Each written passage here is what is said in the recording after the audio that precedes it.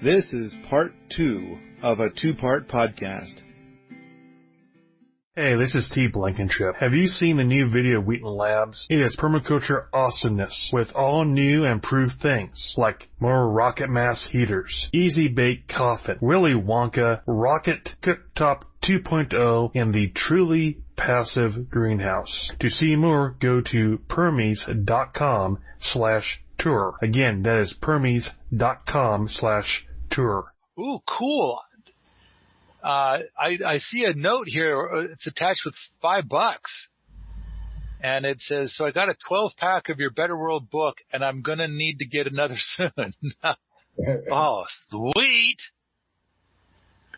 So that's right. I remember people can put money in their comments on the YouTubes. All right. I want to apologize to you for having it take so long, because it seems like in the years past when you've been here working on stuff, you'd work on like a whole bunch of different projects and you'd just knock them out one after another. And it did seem like this is something that is going to take 1 10-hour day at the beginning, and it just kind of goes on and on and on and on. Now, I have noticed that one of the things that you're doing that would make it take a lot longer is that you're pinning each log to the previous log. So each time you put a new vertical log in, you're pinning it to its neighbor. Yeah, we had to do that because our trenches, we couldn't get a small enough bucket when we dug the trenches for the logs. So, we weren't able to pack the gravel around the logs until we had a few ahead of it. Is that making sense? It is making sense. Yeah. So we had to do something to get the logs to stand upright and stay in place. So that's the reason we had to pin them. Yeah, every one of them. So another possible thing that could have been done would have been to like make a kind of a log form so that as the other logs are dropped in, it kind of holds the logs in place until the pinning logs at the top can be pinned on, and then the gravel can be poured in at the bottoms to kind of hold it all in place. That would have made it go a lot faster, perhaps. You'd still have to do something to keep the top all in shape and keep it shape in that whole thing too. Right. I mean, if you put a form in that'll hold the vertical logs in place, so like you've got some kind of log-based form on the inside and a log-based form on the outside, and then each of the vertical logs kind of goes in and can be kind of, quickly wedged in place. And then you go and you cut down all the vertical logs at the top so that way they're all level. And then you put the pinning logs in and possibly even the roof logs.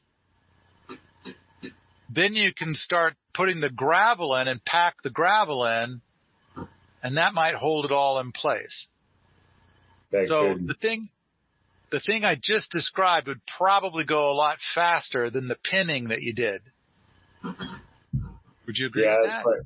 Yeah, it's possible. Maybe it would have gone a lot faster if we would have just had a small enough bucket to just dig the trench. That's a very good point too. And so maybe Sepp's got that small enough bucket, and then he just drops all those logs in, and then he kind of shims him or something like that to hold him in place until enough of them are in that he could put the cap logs on the top. Yeah. So maybe it's a bunch of little tricks like this that make it so that he can do it in, well, maybe not 10 hours, but maybe 2 10-hour days. Yeah. Okay. So, all right. But what's there is looking pretty cool, and it is rather massive. Yes, it is. Is it Go ahead. 25 feet deep? 25 feet, yeah. Sepp usually does them 20 feet long, but because we couldn't get it facing true north, totally, we didn't want any sun getting onto that front wall when we build the front wall. So we brought it out another 5 feet to kind of help shade that front wall and the door. Right. So we don't get heat. Okay. But I didn't even realize until we got done with it this year, really how massive that thing is. It's huge. It is huge. The nice thing is that when it's done, we could put a lot of shelves inside of it to hold a lot of food. And so, and this year, we're already starting to get quite a bit of food out of our food system, so it would be great to put inside of a root cellar. So, therefore, I think next year we'll have much, much more food than we'll really need all that space. So, all right. So the general idea is to dig trenches where the vertical logs will go, preferably narrow trenches. And then you're going to drop a bunch of logs in those trenches. Then you're going to go and cut all those logs to a very exacting height. And so they're nice and level next to their neighbor.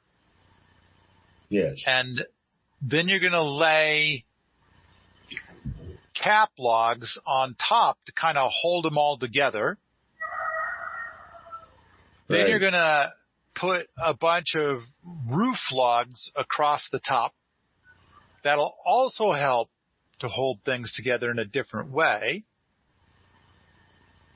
Then you're going to lay a layer of plastic around, on that. Like the plastic will be on the logs, on basically this log box that you've created. And now you can lay a bunch of dirt on that, and then the dirt that's on that can make a shape. There's the picture right there of the dirt that's on that. Can make a shape so when we put plastic on top of that, it sheds water really well. Then we put another layer of dirt on top of that defines the umbrella. And then we put a layer of plastic on that. So the plastic that we're putting down is like 6 mil. So good chance each piece of plastic is going to have 1,000 little holes in it, which is fine. We don't care about the 1,000 little holes. Each layer of plastic is going to do a good job of shedding 98% of the water that touches it. And so if 2% of the water makes its way through to the next layer, then only 2% of that 2% makes it to the next layer. So I think we're going to keep it pretty damn dry. Yeah. On top of that, all of the dirt on the outside of it all is going to make it so that you start to get your root cellar effect. This, by the way, is a north-facing slope.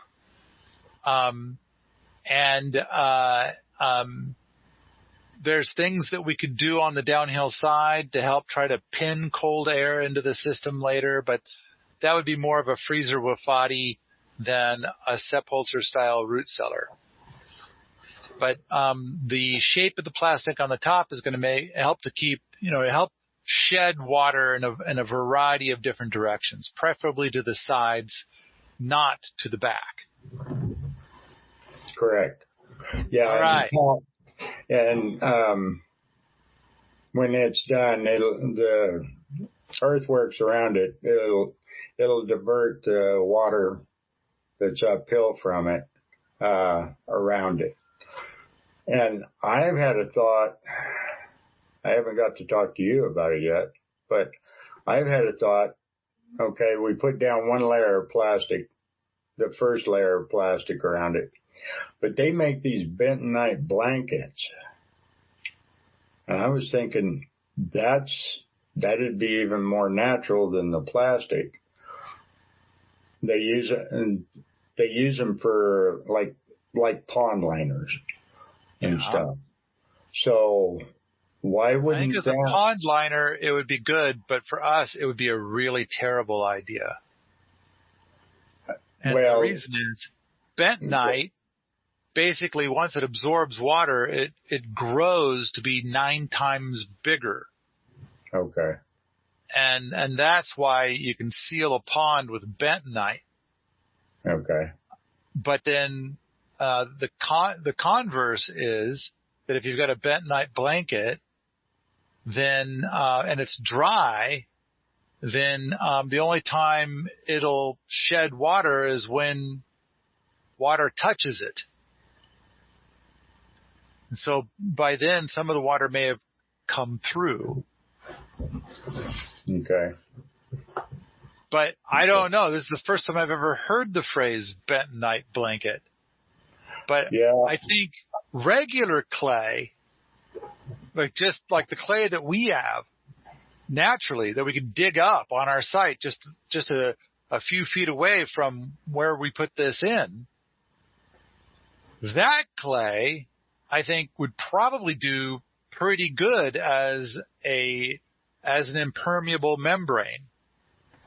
But I didn't want to do too many experiments with this. I wanted to keep it pretty simple. Plus, if I introduce clay on a Sepp Holzer structure, does that mean that if it fails, does Sepp Holzer look like a dummy, or do I look like a dummy? Or both of us? And so it's kind of like, this has got enough experimenting going on. And plus, on top of that, I think it would take a lot longer to try to do a clay layer than to do 6 mil layer. True.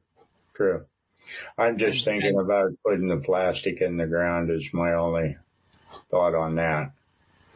I'm not really keen on putting plastic in the ground. No, I'm not keen on that either, and I'd like to find some better solutions. And I think that there will be a day when we build a Wofati that has no plastic, but that'll be a wonderful experiment. And I've got a lot of ideas in that space, but they're experimental. Okay. The thing about experiments, sometimes they fail and then you learn. Right. So there's a question about how to deal with termite and insect pressure. I think that the number one thing that we do is we freeze all the termites to death for the entire state of Montana. I don't know if there's any termites in Montana at all. There might be a few. I have no clue. I've never seen a termite in Montana. But there are other insects that love to eat woody bits. Most of them love to eat woody bits that are wet and rotten. It's not very common that you get things that want to eat the dry wood. So we do a lot of projects with dry, untreated wood, but we try to build a large eave to protect the wood so that way it doesn't get water on it and therefore rot. And so I don't know. I have shelves that are 30 years old that have never been treated with anything, and they look almost brand new. So wood can last a really, really long time untreated in this area, provided that you just keep the water off of it. Yeah. JR, does that sound all right to you? Oh, yeah. That's very true. Very true. So, and then here's Andreas showing my little video about posts in our structures and how we get them to last a long time. All right. JR, what do you got to say about the build itself? It's been a whole lot of work, but it's been a lot of fun. It's been a learning curve for everybody. And I think it's well worth doing. It seems like you attracted the biggest crew. Thank God. You had the most people helping you out. Yeah, I've had some really good people helping me on this project. The last 2 years, I've had great people up there. I'd like to see them back again to help finish it up. But, are there any of the details you want to talk about while we're, looking at it?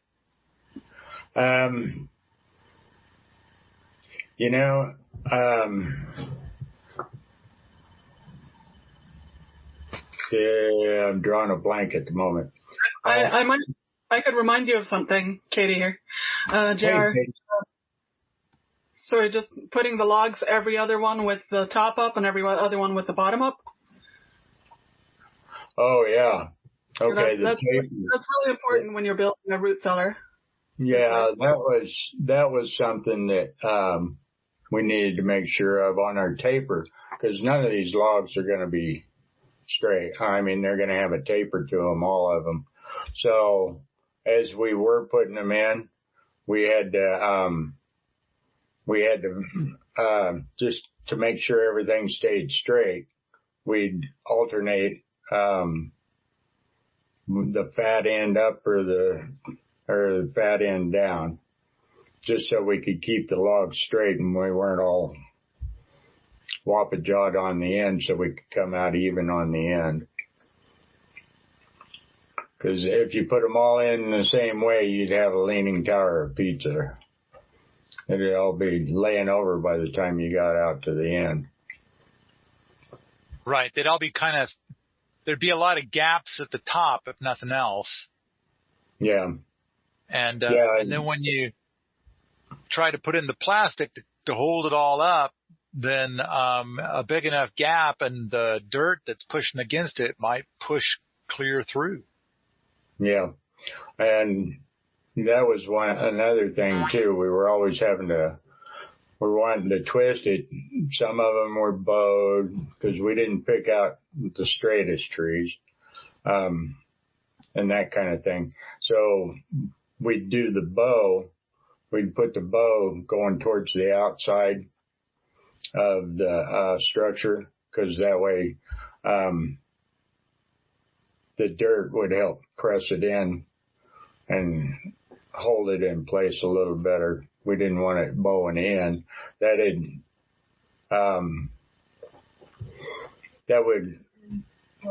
my mind, it'd weaken the structure, with all the dirt on top of it. So I think that's smart. That was one of the big things there too, was doing that. And then on the roof logs, we're doing saddle joints on about every 4. We were going to do saddle joints on every one, but that takes a long, long time. So we decided we're going to do it on every 4 logs. Which is what Sepp does. Yeah. So that's what we're going to do on the roof logs. And we're using some of our biggest bowed logs for that, and the bow's going to go upward, so it'll have kind of an arch ceiling and help us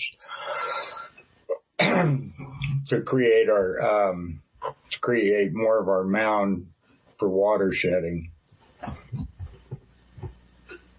too.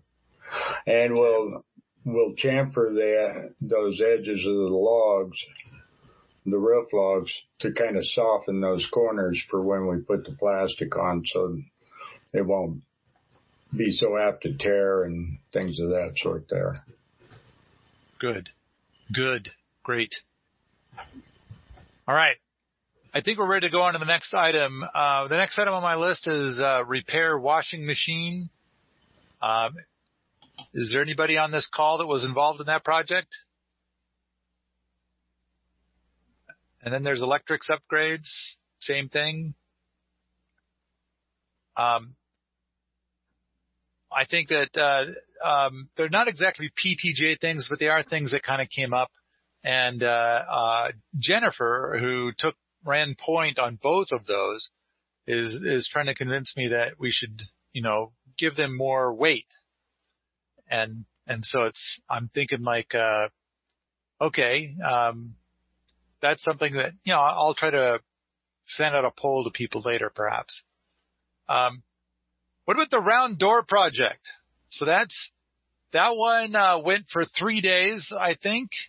And we have something that does look really beautiful. It is definitely round, and it's very wood. In fact, Sky Huddleston, who led that project, he presented me an idea. I thought it was going to need to be a 1/4-inch thick steel plate with wood clad to it.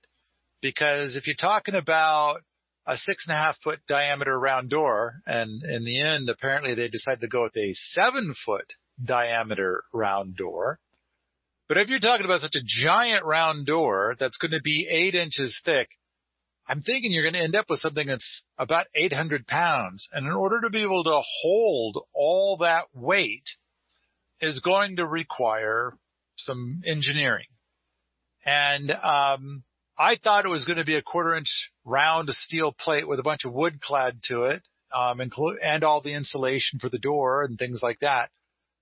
But Sky came up with the idea of, instead, let's get a bunch of 2x, and we will put all thread all the way through.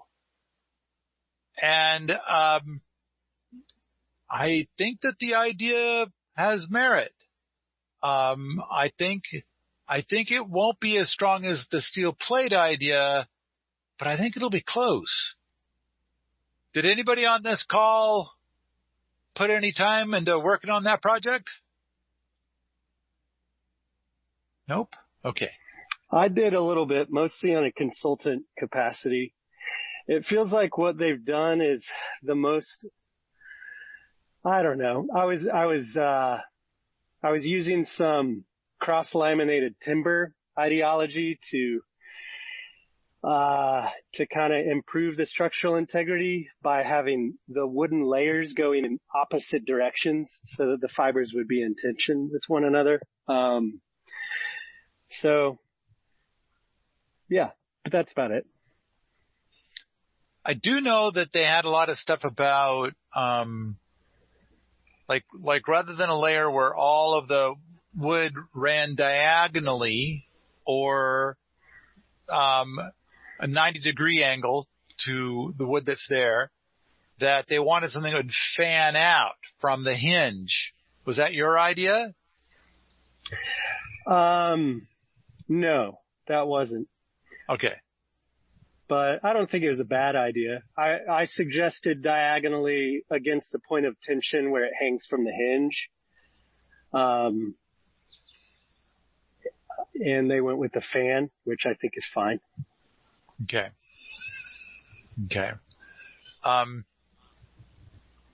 I just need to say the same thing I say every time we talk about the round door idea, is that 80% of the engineering is going to be in the wall that holds the door. And Sky, while Sky agrees with that, his position was, because I was imagining more steel plates in the wall in order to provide the structural integrity. counterweight, to hold that door up, this very heavy door. And he had a lot of ideas about timber framing and how to get the timber framing to be able to hold it up. Oh, there you can kind of see the round door under construction. So I think, I mean, it's now been put away, and we will finish it another time. So that there's just, as far as I know, there's just one layer done to the door, and that's the layer that has all the all thread to it. Right. So, I think that, I don't know, I'm excited about it, but I also kind of feel like, you know, this year, even if we were to have finished the door this year, we could finish the door and we could finish a bit of a frame for the door to rest in, but we still would need to do the engineering in the wall where the door is going to go. And which is probably the lion's share of the thought work and engineering. Right. And it's also not the sexy part. The sexy part is making the door. Yeah. And then it's like, look at this beautiful door that I made. And then, when you do the hard part, which is the engineering in the wall, there's like no sexy points for that. It's like everybody's looking at the door. No one's thinking about the engineering in the wall. I mean, I'll give you sexy points. I think that's the most sexy part. And that the door is easy compared to the rest of it. But I think most of the observers to the final product are going to be hyper focused on the door itself, on just the door. They won't even think a moment about the engineering in the wall. Although Sky did bring with him the hinge. So he made the hinge at his house, and it is a glorious hinge. But it needs something equally glorious to affix to within the wall. That is true. That is so true. It's a crazy hinge. It was scary. It was like floating around at meal times, making my fingers nervous. It's a very stout hinge. It's got to weigh like 65 pounds or something, doesn't it? Yeah. When people came in with flip flops, I was like, watch out for the hinge. That is a very heavy chunk of metal. Next item is the Red Cabin rocket mass heater upgrade. And so we just finished, we put up on YouTube a few days ago a video where Mud and I spent 2 hours talking about upgrading the rocket mass heater in the Red Cabin and the several different things that we wanted to do. And here in a couple of weeks, I think we're going to probably finish this and put the finishing cob layers on and things like that. The funny thing is that, we're doing this thing now called themed weeks, which is kind of like a step down from a workshop, but it's kind of like, come on out and rent a cabin here for a week or two and participate in, you know, some of the projects that we do all year long. And, so a week from now, Harvest Week starts, and I think we've got like 7 or 8 people coming in for that. But for Rocket Week, so far we have 0 people coming in, and I thought that's the one that was going to fill up first. So, we have, a big project that Mud did is to put on not only a cob hat in there, because the rocket mass heater as is in the Red Cabin is working fine. But we just kind of had a whole lot of ideas about how to make it work extremely well.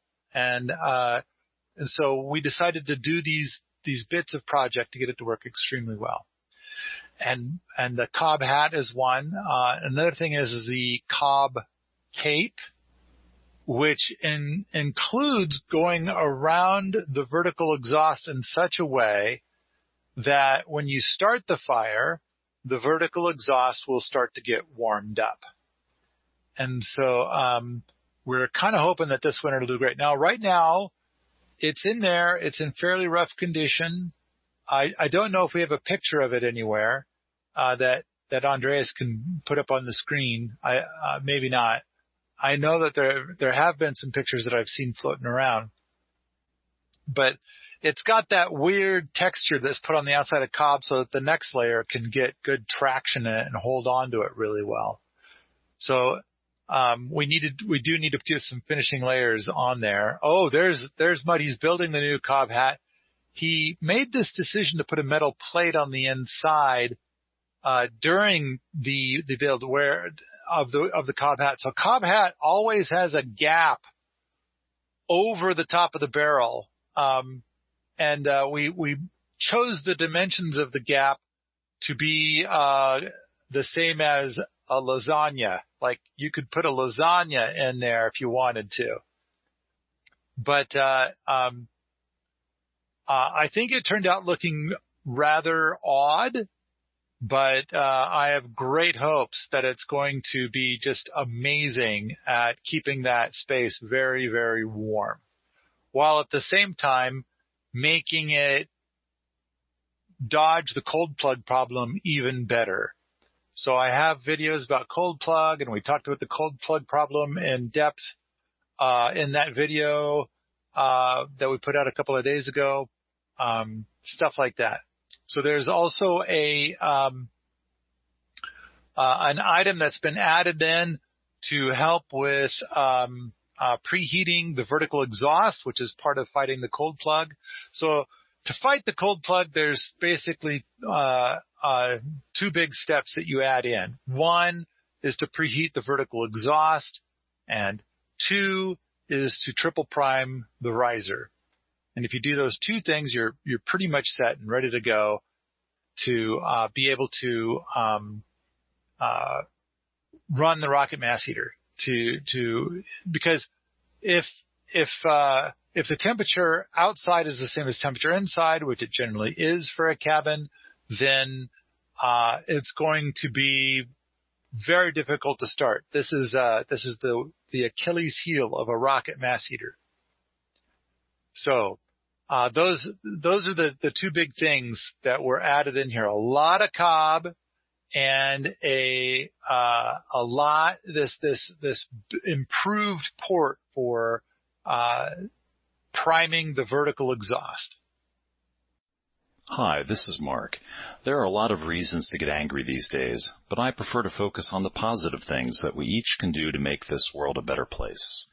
The book, Building a Better World in Your Backyard, Instead of Being Angry at Bad Guys, is a great resource for just that. Instead of throwing my arms up in frustration at governments or big corporations, there's a list of ideas that we each can tackle to affect change. Information about this book and other resources can be found at permies.com. Anybody got anything to say about the rocket mass heater upgrade in the red cabin? On the port, the priming port, I was there last weekend and I looked at it, and it's a really cool design to have something. You have your cap, and then there's a metal piece that comes out of the end.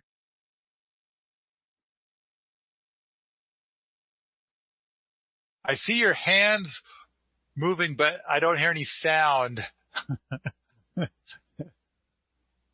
all right, to finish what you said, there's when you pull the cap off, there's a little weird metal thing kind of sticking out of it on the inside. And the idea is that you wad your paper up around that metal thing, and then you set it on fire and you put it back in there. And while it's burning, you start priming the riser.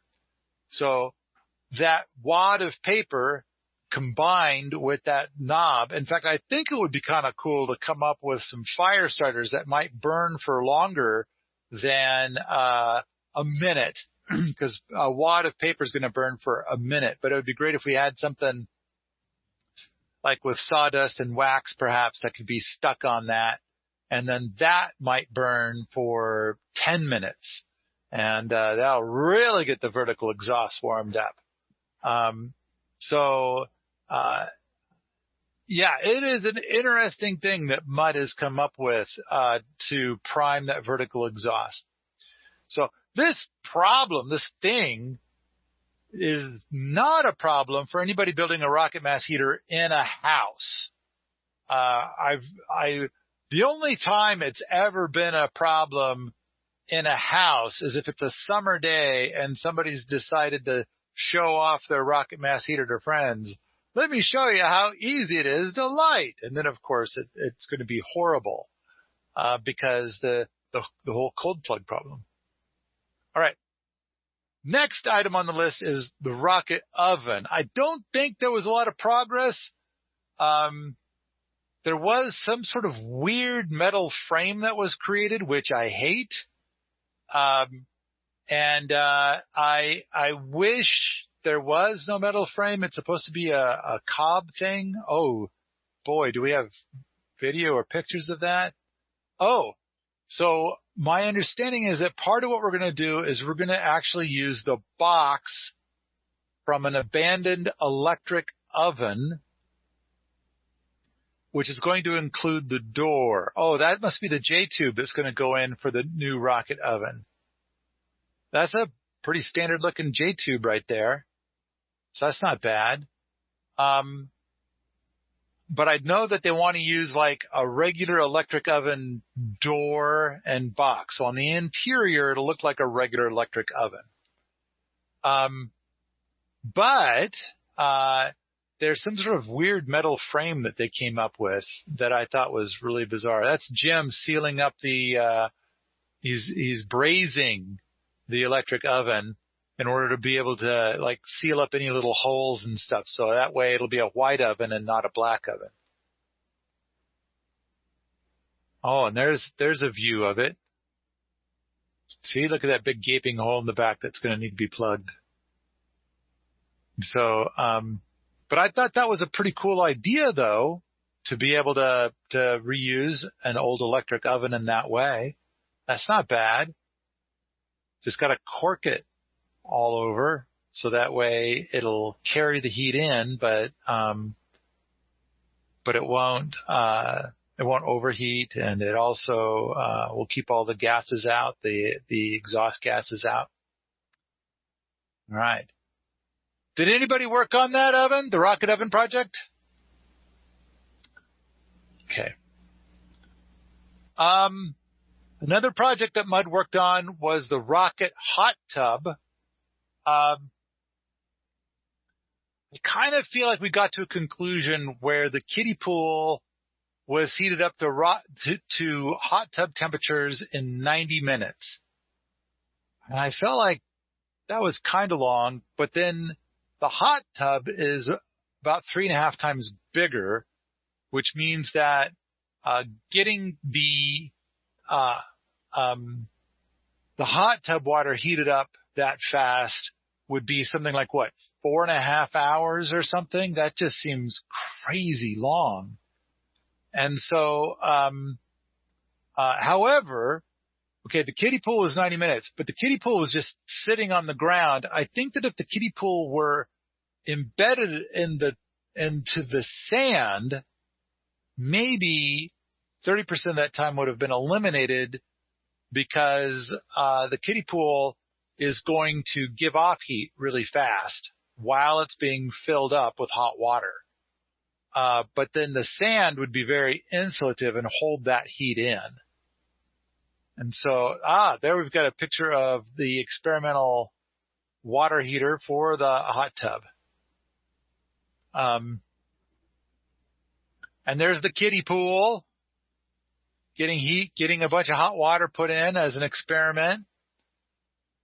And so, yeah, if it was embedded in the ground, I think it would have been only an hour that it would have taken for us to get it up to hot tub temperatures, as opposed to an hour and a half. So that would mean that if we tried to fill up the whole, the full-sized hot tub, it may have only been 3 hours, although that would have even cooled some more as we're trying to heat it up. So it might have been even longer than 3 hours. So I think that this needs further experimentation, and Mud and I have a lot of ideas about further experiments that can be done to be able to. It would be great to get the hot tub going from empty to full and ready for people in under an hour. And we have a few ideas about how to pull that off. Anybody got anything to add about the rocket hot tub? Next up on the list is the Bob line and the Bob Ra line.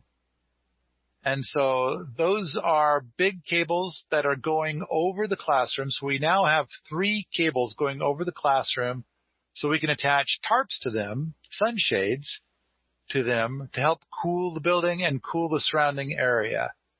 I'd say that by the end of the PTJ, we got a fair number of the sunshades deployed, but I think that we really wanted there to be more.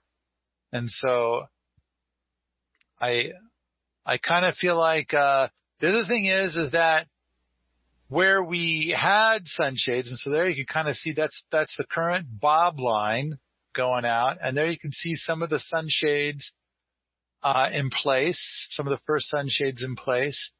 I kind of feel like in order for this to work, I think that we went with sunshades that were too big.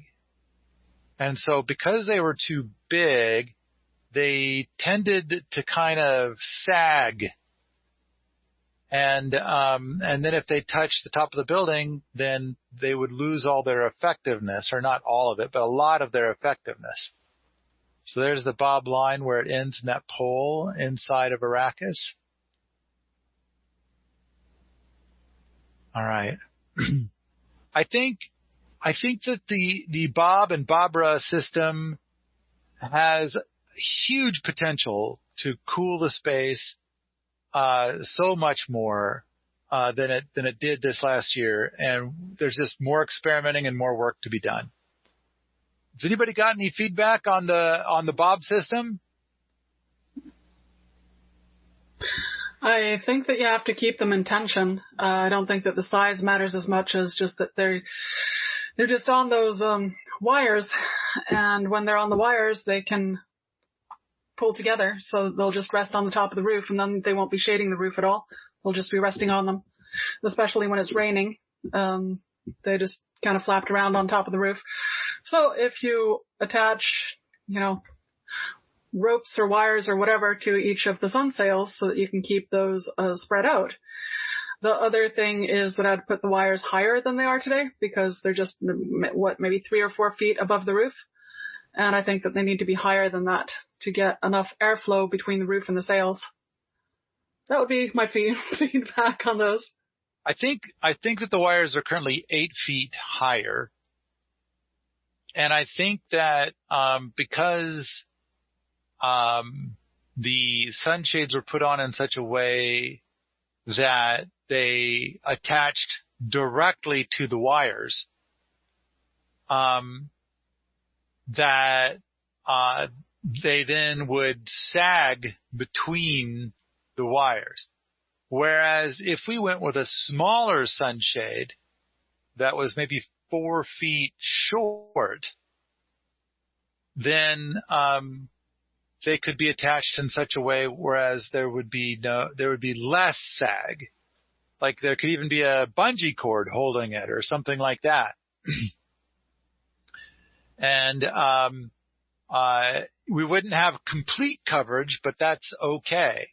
The other thing is that if the sunshades sag over the areas where people are working outside, that doesn't matter, because the sunshade is about 20 feet up in the air. If it sags a lot, no one cares. So I think the thing is about the parts that are over the building. And while I do think it helped keep that building a lot cooler, I think that the building would be cooler, as contrary as this sounds, the building would be cooler still if the sunshades were smaller. and then they could actually be quite a bit above the building instead of like you mentioned, some of the sunshades ended up touching the roof of the building, and it's like that's losing most of your shade power. So does that sound about right, Katie? I think that we're misunderstanding each other a little bit. I mean, the way that I saw them sag wasn't between the two wires. It was, on the same wire. So the sunshades were basically folding upon themselves. And so if you'd keep them, let's say, directions. So the wires run north-south, right?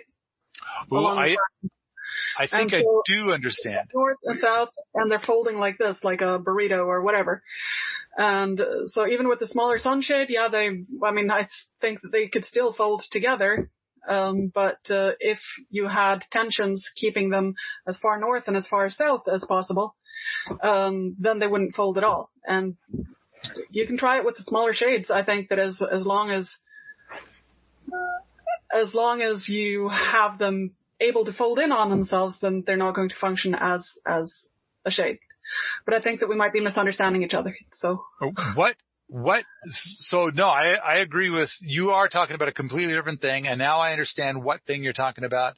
Yeah. And I agree with your analysis. And so late in the skip event, we got some new parts in where we were able to add that level of tension onto the sunshades, which are kind of chained it together to kind of keep them from bunching up. Yep. Yeah, and keep them pulled out. Yeah, that's mainly what they need. Right, I agree. Yeah. Okay, cool. Yeah, and now they have that, and some of them are still touching the roof, and I think that's because they're too big. Okay. But I think that the Bob system is working quite well, but it has room for further optimization. Okay. Next up, the heat protocol. Slushies. You guys like the slushies all right? Yeah, I like the slushies. Yeah, no, it was nice. For those who don't know, when it gets above 95, every hour, the slushy folks come around and they're delivering delightful slushies, which are basically shave ice with some sort of flavoring. Could be juice, could be some sort of stevia flavors. And those were good. I have to say that I chose to work on the lab at least one or two of those days and missed out on the slushies. So that was kind of one of those, you pick where you want to be. And do you want slushies or do you want to work on JR's root cellar? It's kind of a hard choice sometimes, but no, it was fun. It was fun working up there, and it was fun getting those slushies too.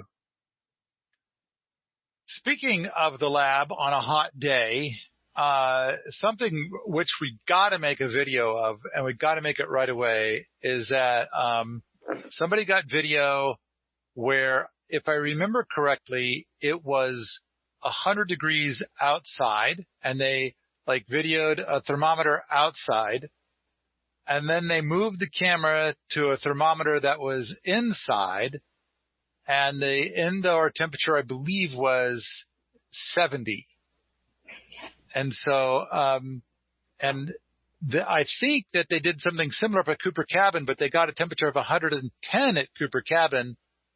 But the problem was that thermometer was in the sun. So it's that's not exactly a fair test.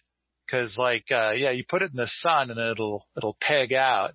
Yeah, there's the indoor temperature at Allerton Abbey, 68. Mm-hmm. While it's 100 degrees outside. And so, is this the video?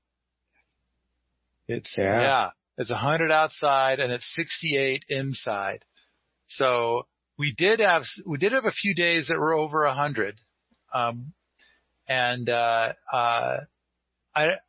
It hasn't gotten that hot since the summer events. But it wasn't, it seems like 2 years ago was hotter. Last year wasn't too bad. And this year was like, pretty hot. But, we do have like 24 things that we roll out for the summer events when the temperature hits 95 or higher. Yeah, there's Des misting himself off. Looks like up at a lab project. So, but that's going to be a whole other podcast for another day to talk about all the things we do for heat mitigation. But it does seem like when the slushies go out, in fact, we've had a couple of people where we like in the morning we talk about the forecast today is for a high of 85, and then people would complain that would mean that there'd be no slushies.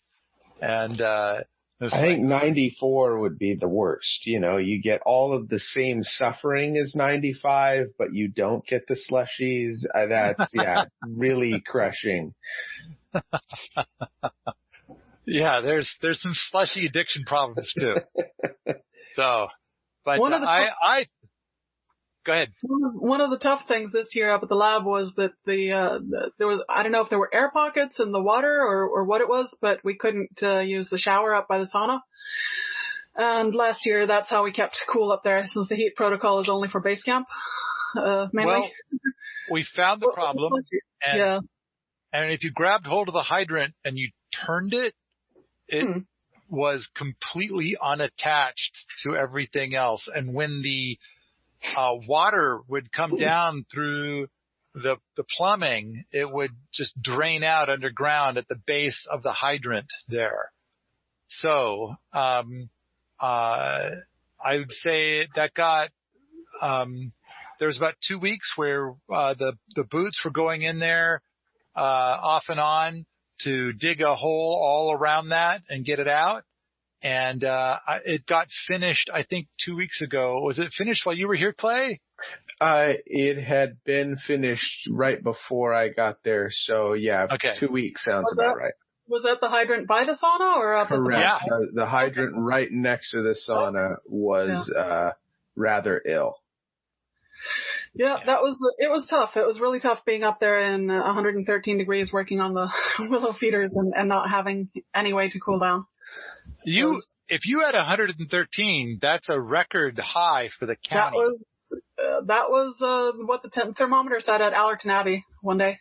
Was it in the thermometer in the sun? No, it was in the shade.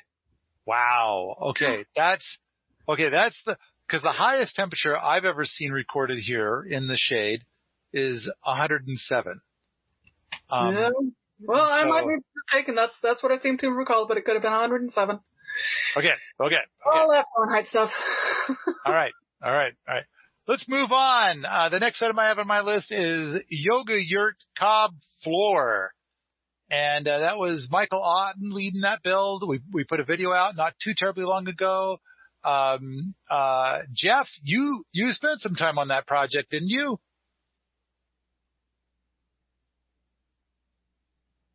I can't hear you. Are you muted? Yeah, you are muted. So, to just simply talk about the project, since Jeff's microphone is muted. Oh, try it now, Jeff. I just got a bad connection. Oh, okay. Slow connection. All right. In that case, I'll try to talk about it. And that is that we got the idea of putting in this yurt in this spot. I thought the thing to do was to do what everybody does with a yurt, and that is to put in a wood platform. And Michael Otten and another guy that was here 2 years ago, said, we want to do this idea of a cob floor and an earthen integrated floor for the whole project. And it'll do a wonderful thing about more heat in the winter, and it'll be cooler in the summer. And everything that they said to me, I said, it sounds like about 20 times more work than putting in the standard wood deck kind of thing. And they said, no, it'll be a little more work, but not that much. And I think it's turned out to be a lot more, like more work than they thought, but maybe not as much work as I thought. But I do gotta say the floor is very, very handsome. It is a beautiful floor.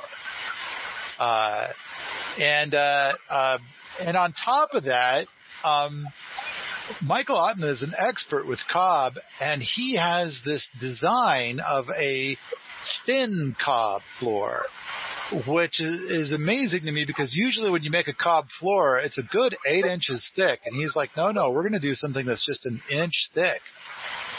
And it seems to be working. I mean, and he talks at great length about how he pulls it off, but that's a lot less work to be able to make a cob floor with only an inch of cob, because that's the one thing about cob is always a giant time suck. So anyway, he started on it last year. He got a late start. And then this year it got finished. And it looks just dreamy. I'm really looking forward to, well, I don't know if anybody's gone in there to do any yoga just yet. So hopefully soon people will start yoga-ing in there. But does anybody have any feedback about the yoga yurt cob floor? All right. I second that it is really attractive. I was in there and it's good to look at. You know, you walk around in there and I couldn't even walk with shoes on such a pretty thing. You know, I had to be in my socks and walk around and like, oh, this is really nice. And yeah, it's not like, I don't know, it's different than a lot of floors that I've been on in the sense that it's not, it doesn't bounce at all, but it's also kind of forgiving. I don't know how to describe it other than I like walking on it for sure. Okay. One of the things that was done for textiles was rug repair. And it seems like we've done that every year for the last several years. I'm so grateful that it happens because we get these little rugs and they get all worn out and beat up. And I think it's the permaculture way to repair them and keep them in operation.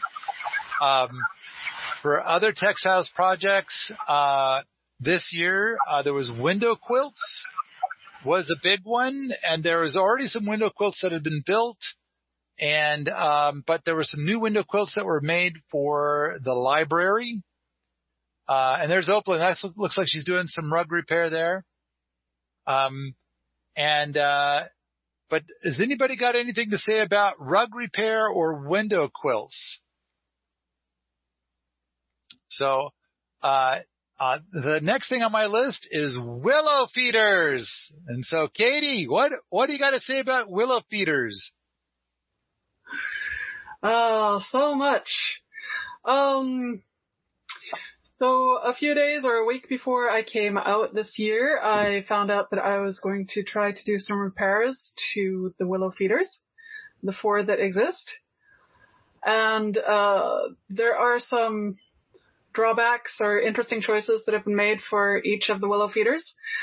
And we tried to just make sure that everybody who participated got to know why we were making the repairs that we were making and how they could build a willow feeder that prevented them from having such, well, like some of the interesting choices that were made previously. Part of it was that we moved one of them into the sun so that the trompe wall would work better, but there's still a lot of repairs that need to be done. Yeah, we looked at the skiddable structures what works and what doesn't work. Basically, if you're going to build a trom wall on a willow feeder, which I personally am not a huge fan of, but Paul is, and I'll let you know why I am not a huge fan of it. I would not put a willow feeder in full sun. I think that it's much better that they can stand shaded, or else if you're going to have them in full sun, just make sure that they're fully insulated so that the willow candy doesn't smell so bad. Then, of course, you build the trompe walls or solar fans in order to get rid of, look, there's me, in order to get rid of some of that smell from the candy box. So you want the trompe wall or the sun, the solar fan to be in the sun, of course.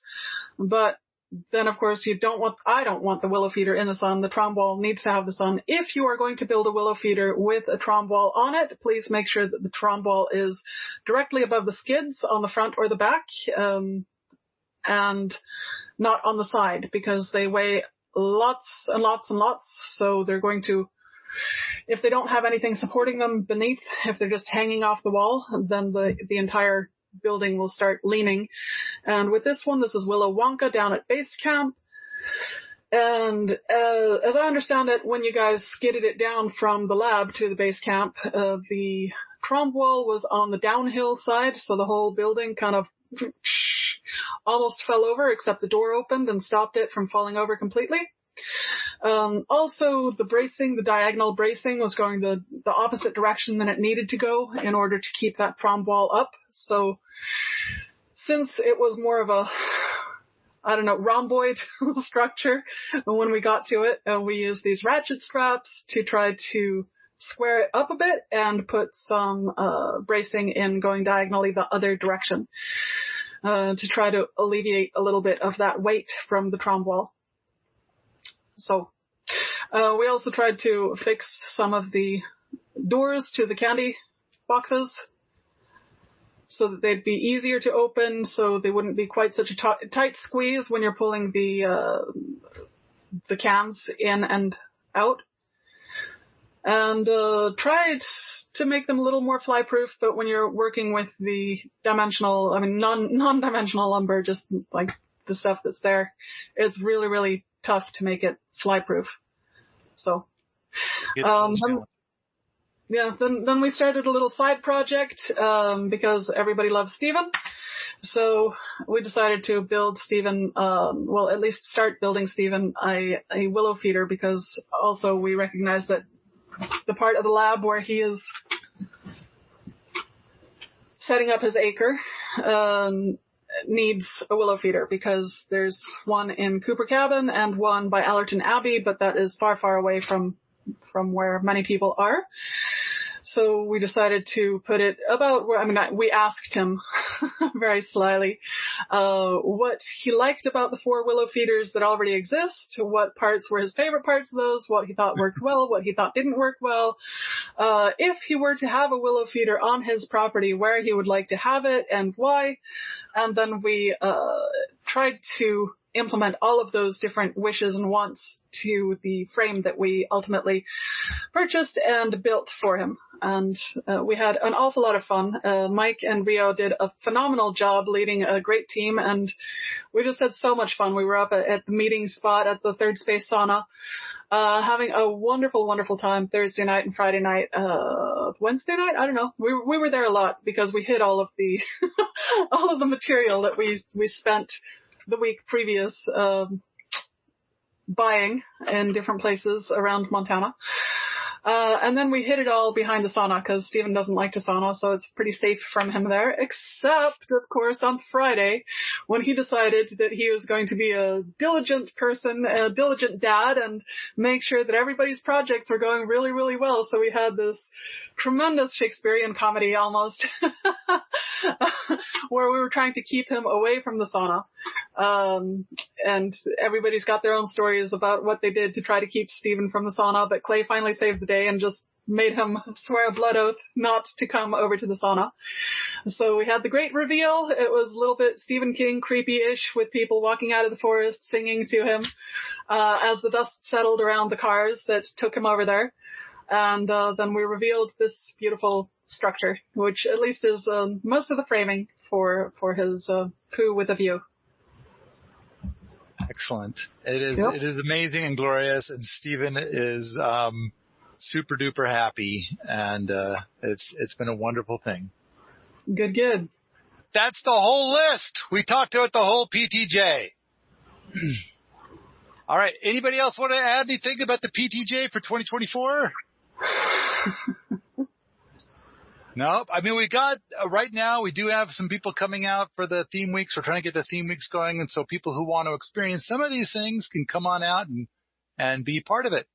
But I think I think. Oh, I want to come back so I can see his cabin. All right. So, all right. If you like this sort of thing, come on out to the forums at permies.com, where we talk about events like this, homesteading, and permaculture all the time. In a world on the brink of social collapse, one website stands above the rest to fight back the zombie horde of corporate trolls. Permies.com. Take back control of your destiny and protect your loved ones from the toxic gick coming at you from all directions. Strap on your overalls and start building that bunker of abundance with the good vibes and friendly, helpful insight found at Permies.com.